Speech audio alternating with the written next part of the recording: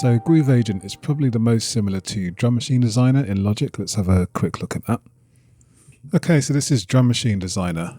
So with Drum Machine Designer, there are preset kits that you can load in, but you can also drag in your own samples. So it's loaded with this empty kit. So you can actually drag sounds straight in from the loop library. So I've got this deep sleep kick, as it's called, but it's actually not one kick, it's actually a loop. So let's just drag that in and we can see that.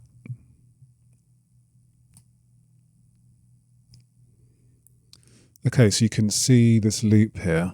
So let's just play that now. Okay, so what we want is to be able to just trigger it like it's just a normal drum. So first I'm going to switch this to one shot. And so with one shot, it will play the entire sample no matter how long you hold the key down. So obviously now we're going to need to shorten that. So let's just grab this and then just move this to the left.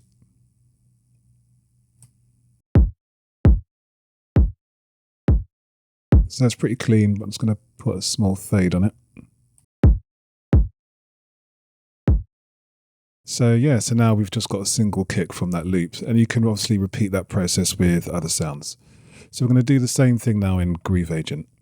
Okay, so we've got this modern hip hop kit. So you can hear a nice kick there. It's got a fair bit of noise on it, but it's part of the grunginess. But we're going to look at what we're going to do if we don't want that extra noise on there and how we edit that. So if we have a look at Groove Agent, when you open it, it comes up on this edit window. So you can change the start and end point of the sample.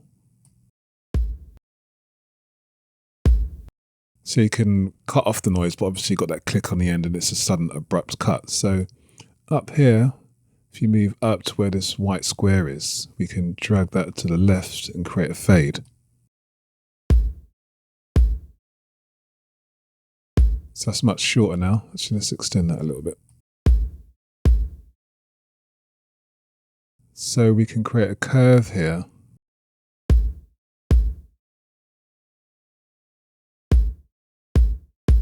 So there's a much cleaner sample there.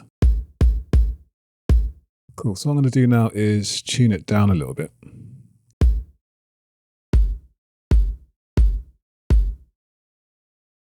Cool, so I like that. And let's go to the snare drum now.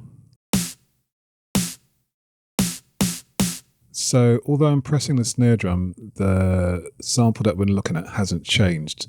So there's a button here where it says MIDI follow. So I'm just going to turn that on. So now when I click on or press the snare drum on my drum pad, I'm just using an Akai MPK Mini. So when I click on the snare drum pad, it switches to display that sample. So let's have a look at editing the snare drum now. So we're going to do the same thing. We're going to just shorten the length of the sample. So that's not too bad, but let's just put a little fade on it. Just clean it up a bit. Cool, so that's sounding good. And we've got a hi-hat there. Let's do the same thing.